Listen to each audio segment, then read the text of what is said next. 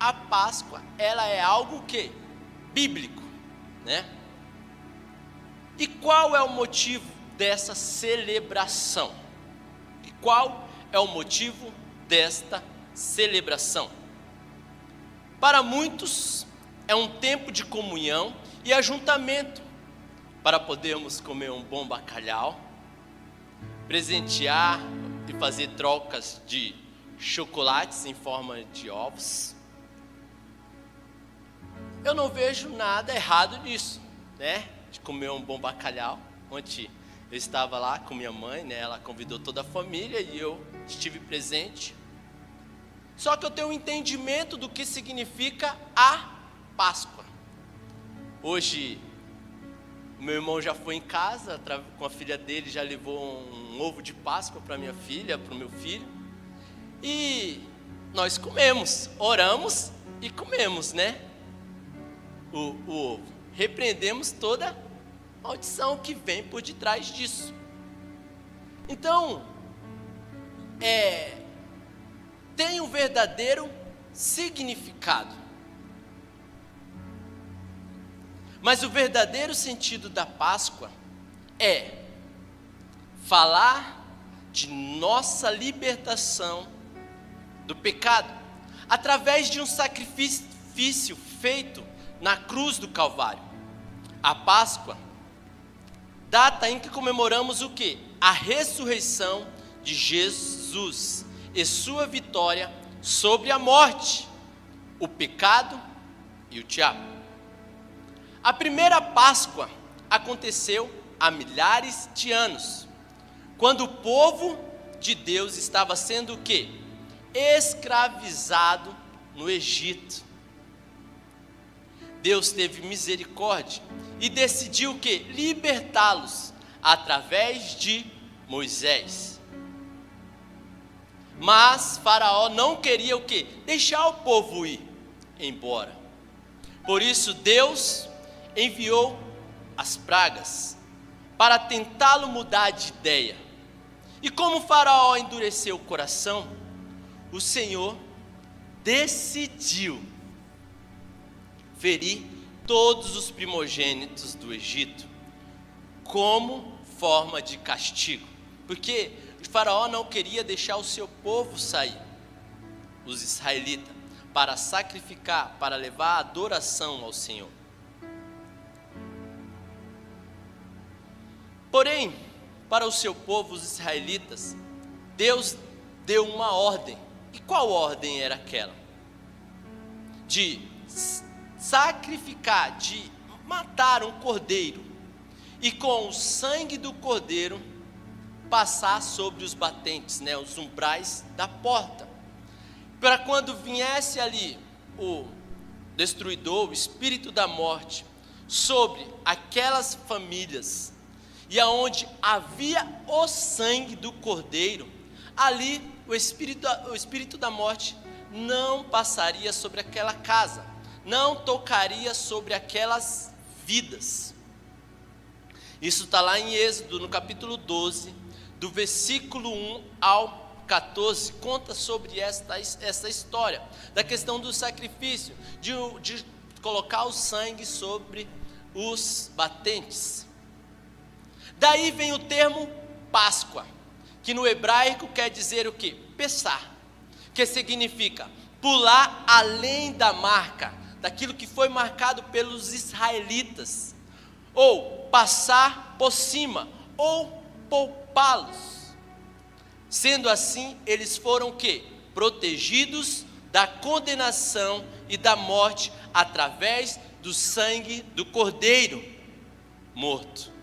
Portanto, a verdadeira Páscoa, celebramos a vida, a salvação, a proteção, o amor através do verdadeiro Cordeiro que morreu por nós, que se chama Jesus Cristo. Baixe sua cabeça aí em sua casa, permita chorar. Pai, em nome de Jesus, muito obrigado, Pai. Hoje nós sabemos porque nós comemoramos a Páscoa. A Páscoa nós celebramos a vida, A vida que veio através do seu Filho Jesus, o Cordeiro que se entregou por nós, que não abriu mão da sua vida, mas morreu em nosso lugar, pelos nossos pecados. E por isso, nós celebramos hoje o verdadeiro Cordeiro, Pai.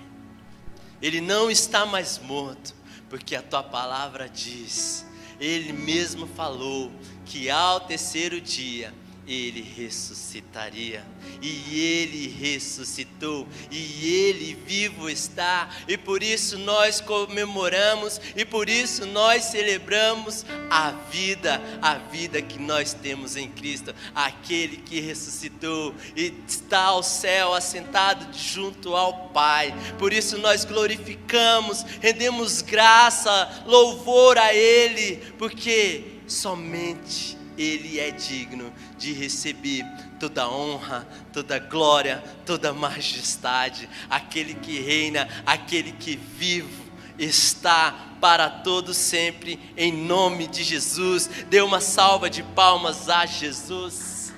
Jesus ressuscitou, Ele vivo está. Nós temos que crer nesta verdade, queridos. Jovem, acredite nesta verdade. Jesus ressuscitou, Ele está vivo e Ele está cuidando de todas as coisas. A maior prova de amor de Deus foi entregar quem? O seu Filho Jesus. O desejo do Senhor para nós sempre foi uma vida de bênção, de proteção, livramento. O Senhor, Ele nos ama, e através deste amor Ele espera de nós uma comunhão, uma intimidade com Ele. A maior prova de amor, através de Jesus Cristo, Ele ter se entregado naquela cruz, foi para que nós hoje pudéssemos celebrar uma vida que nos leva a eternidade. Isso é bom demais. Lá em João, no Evangelho de João, no capítulo 3, versículo 16, diz: porque Deus amou o mundo de tal maneira que deu seu Filho unigênito, para que todo aquele que nele crê não pereça, mas tenha a vida eterna. Queridos, ei jovem, presta atenção. Deus amou o mundo de tal maneira que deu o seu único filho, que deu o seu Filho, o unigênito, para que todo aquele que nele crê não pereça, mas tenha a vida eterna. No versículo 17 fala assim: porque Deus enviou o seu Filho ao mundo, não para que condenasse o mundo, mas para que o mundo fosse salvo por ele. A manifestação de Deus, através do seu Filho, foi demonstrar o seu real amor por nós. Por nós. E através dele, nós temos a salvação, nós temos a vida eterna. O Filho de Deus não veio para nos condenar, mas Ele veio ser o caminho para termos a vida eterna. A palavra lá em João, no capítulo 14, 6, diz assim: eu sou o caminho, a verdade e a vida. Jesus, Ele é o caminho. Por isso, devemos seguir por este caminho, que é Cristo. E este caminho irá nos proporcionar, para nós jovens, um futuro excelente. Tudo que devemos fazer é o quê? É crer. É entrar por este caminho que nos leva à vida. Nele há a vida, nele há a verdade. Por isso, nós devemos o quê? Crer mais no Filho de Deus. A morte dele não foi em vão, a morte dele não foi à toa, mas teve um propósito: resgatar nós, os filhos de Deus, que estavam perdidos, abandonados, em meio à corrupção. Creia mais no Filho de Deus. Quem traz a condenação para as nossas vidas é nós mesmos. Quando nós duvidamos de quem Ele é por nós, ou de quando nós não nos entregamos como deveria Ele. É interessante que a continuação deste versículo, de João 3, no versículo 18 fala assim: quem crê nele não é condenado. Veja bem, quem crê nele não é condenado. Então, para você não ser condenado, você tem que crer no Filho de Deus, naquele que morreu por você, naquele que se entregou por você. Mas quem não crê já está condenado.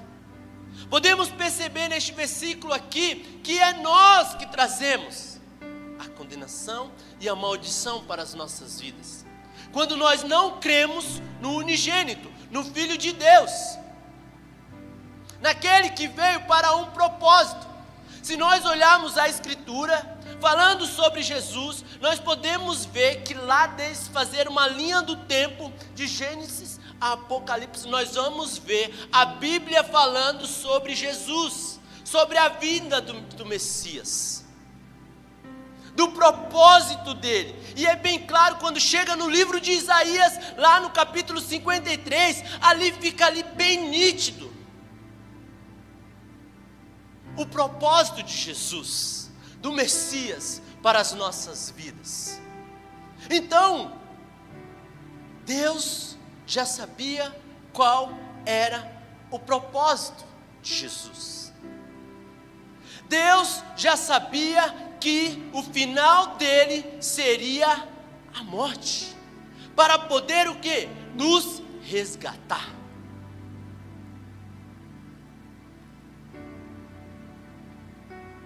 Quando nós não entendemos quem é Jesus em nossas vidas, que Ele fez por nós, qual é o seu propósito, e qual agora é o meu dever diante desse entendimento, eu estou trazendo o quê?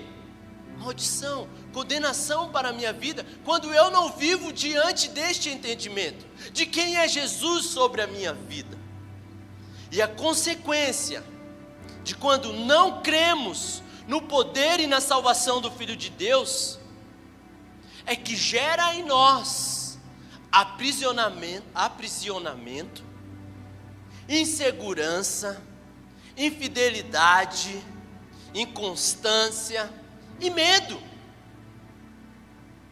Ei, Jesus é o que me dá força, Jesus é aquele que me protege, Jesus é aquele que me traz segurança. Mesmo em tempos difíceis, eu tenho que confiar, eu tenho que crer o tempo todo, porque é Ele que me guarda, é Ele que me sustenta. Precisamos crer mais, depositar nossa confiança em Deus. O nosso Pai é que cuida de todas as coisas. Por isso creia. A palavra fala: quem crê nele não é condenado. Deus amou o mundo de tal maneira. Deus amou o mundo. O mundo está falando de nós. É algo figurativo o mundo. Está falando da humanidade. Ele está falando de nós. Nós temos que crer. Nós temos que confiar. Portanto, creia mais e pare de duvidar do amor e do poder do Filho de Deus para as nossas vidas. Lá em Romanos 8, no versículo 1 diz assim: portanto agora, nenhuma condenação há para os que estão em Cristo Jesus. Ei, se você está ouvindo vozes interiores, negativas, tentando te aprisionar, repreenda isso da sua vida, jovem.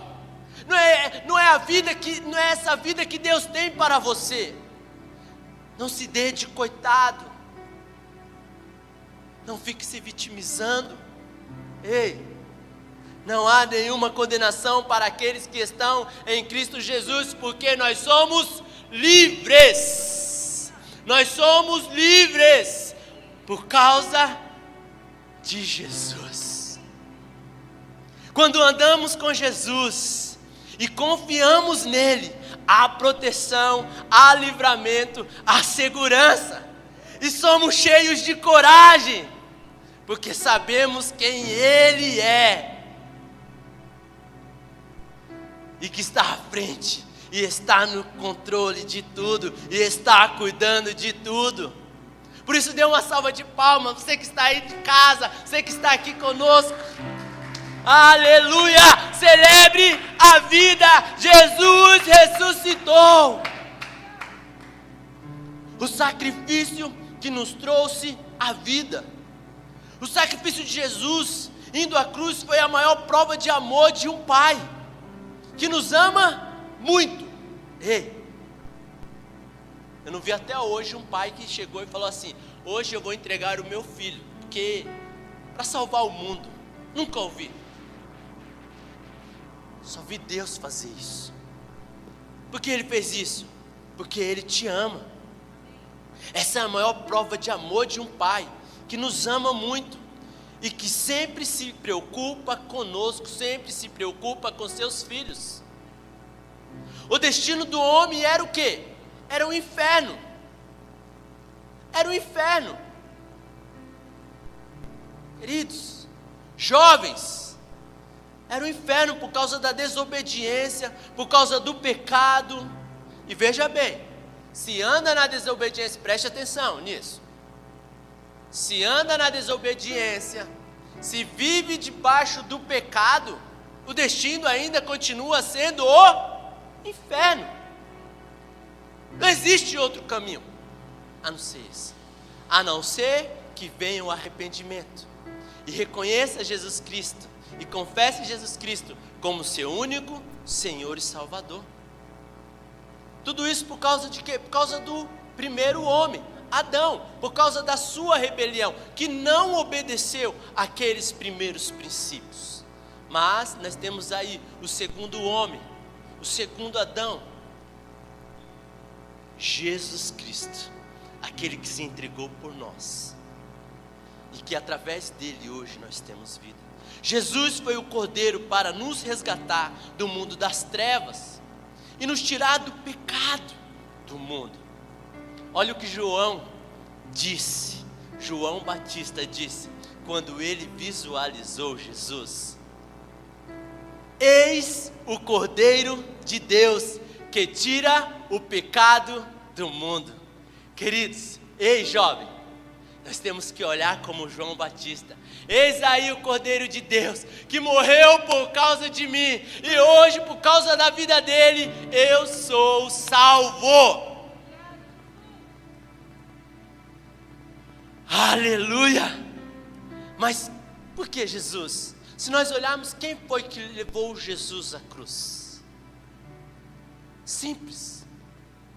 O que levou Jesus à cruz foi o nosso pecado.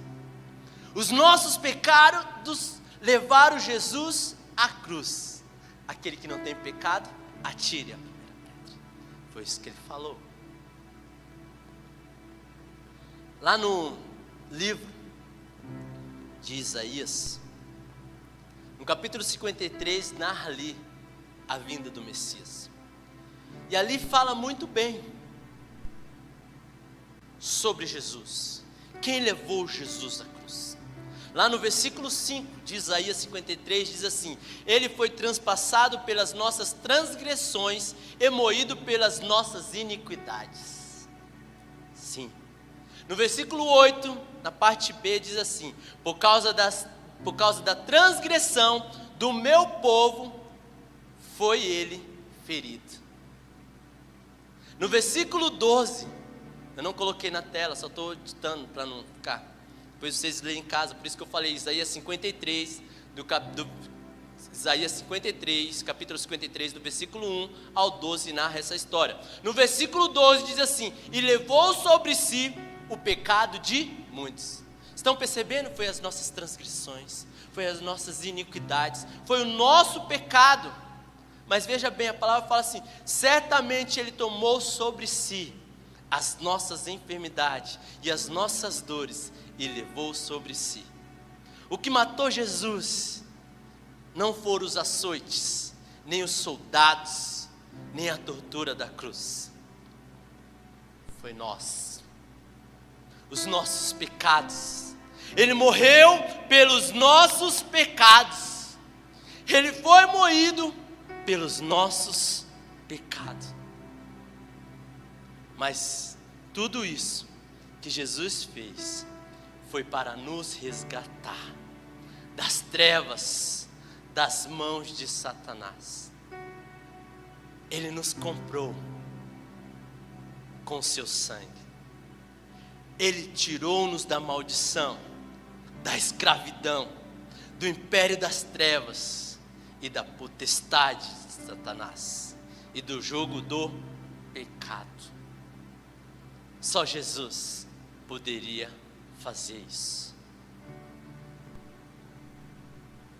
Por isso, ele ressuscitou e ele vive para todo sempre. Foi os nossos erros, os nossos pecados, as nossas transgressões.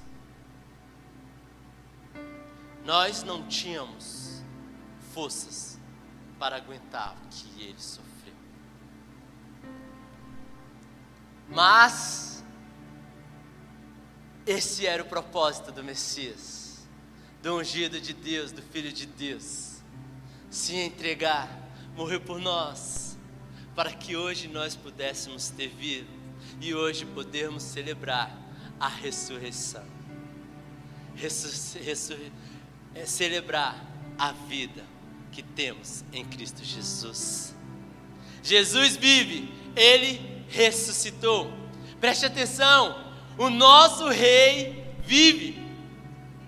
E lá no Evangelho de Lucas, no capítulo 24, no versículo 4 ao 8, diz assim: e aconteceu que, estando elas perplexas a esse respeito, eis que pararam junto delas 2 varões com veste resplandecente. Mas pastor, o que tem a ver esse contexto? Aqui está falando da ressurreição de Cristo Jesus, depois que ele foi morto. E aí chegou ao 3º dia, aquelas mulheres foram até o sepulcro, visitar, levar especiarias para passar sobre o corpo de Jesus. E a palavra fala que quando chegando sobre aquele lugar, não o encontraram. E aí elas ficaram perplexas. Cadê Jesus? Mas Jesus já tinha falado para os discípulos, para aqueles que o seguiam, que ele iria ressuscitar ao 3º dia. E ali chegou o 3º dia. Mas aquelas mulheres não entenderam. E aí no versículo 5 fala assim: e estando elas muito, muito atemorizadas e abaixando o rosto para o chão, eles lhe disseram: por que buscai o vivente entre os mortos? Não está aqui, mas ressuscitou. Lembrai-vos como vos falou, estando ainda na Galileia, dizendo: convém que o Filho do Homem seja entregue nas mãos de homens pecadores, e seja crucificado, e ao 3º dia ressuscite. E lembrando-se das suas palavras, e voltando do sepulcro, anunciaram todas essas coisas aos 11 e a todos os demais. Aleluia, glória a Deus. Jesus se fez homem, morreu para nos salvar, mas ressuscitou. E todo aquele que crê no seu sacrifício e se arrepende, recebe o sangue dele, que dá livre acesso ao Pai. Não precisamos mais fazer sacrifícios, nem penitências, pois tudo já foi o quê? Consumado. O preço já foi pago. Jesus é a verdadeira Páscoa e nada e ninguém pode substituí-lo. Jesus é a Páscoa que devemos celebrar. Aquelas mulheres saíram a anunciar: ei, ele vive, ele não está morto, ele ressuscitou, Jesus ressuscitou. O que nós devemos fazer é celebrar, é sair e anunciar: Jesus está vivo. Portanto, a Páscoa é um tempo para lembrarmos do amor, de crermos mais no Senhor e nos seus feitos. O sacrifício de Jesus traz sobre as nossas vidas livramentos e misericórdia de Deus. É o momento de buscarmos uma mudança na maneira de pensar, agir e de falar. Para isso, precisamos abandonar o pecado, a falta de fé e tudo que nos afasta do Senhor. Devemos crer nas promessas de Jesus para as nossas vidas. E quais são as promessas dele para nós? Vida e vida em abundância. João 10:10. Eu vim para que vocês tenham vida e a tenham em abundância. Nós não podemos nos conformar com as coisas deste mundo. Ei, mas nós devemos o que? Transformar a nossa mente, mudar a nossa mente e assim depender totalmente daquele que morreu por nós e hoje vivo está. Não podemos mais nos conformar com as coisas deste mundo, mas sim permitir que sejamos o que? Transformados a cada dia pela palavra de Deus. Jesus foi morto, mas ressuscitou ao terceiro dia, e ele fez isso para que pudéssemos crucificar a nossa natureza pecaminosa e ressuscitarmos para a vida que Deus tem para nós. Gálatas, no capítulo 6, versículo 8, diz assim, ei, preste atenção: quem semeia para a carne, da carne colherá destruição, mas quem semeia para o Espírito, colherá a vida eterna. Essa é a noite de nós começarmos a semear em Espírito. Ei, nenhuma condenação há para aqueles que estão em Cristo Jesus. Quais as áreas de sua vida que precisa de ressurreição hoje? Ei, quais são as áreas da sua vida que precisa de ressurreição hoje? O que você deixou morrer, que precisa renascer o quanto antes? Talvez você precise ressuscitar a alegria de viver, a paz, a tua fé, a incredulidade que não te deixa romper, de crescer. Talvez você precisa ressuscitar os seus sonhos que você já abandonou há muito tempo. Ei, jovem, talvez a esperança, não tenha mais esperança. Ei, em Jesus nós temos uma nova e perfeita esperança. Talvez o otimismo, talvez o que não te deixa ressuscitar Talvez é o perdão, a falta de perdão sobre a sua vida, ou de você liberar o perdão, a infidelidade. Ei, talvez você esta noite nós precisamos de forças para sermos libertos de ações que andamos cometendo. Talvez hoje precisamos gritar, clamar e pedir a ressurreição da nossa saúde física, mental, até espiritual. Talvez você precise ressuscitar o amor próprio aí dentro de você, que tem te consumido, a rejeição, a falta do amor. Talvez você precise ressuscitar a paixão pelo próximo, o amor pelo próximo. Qual é a sua resposta? O que você precisa ressuscitar? Diga para o Senhor hoje. Diga para o Senhor hoje.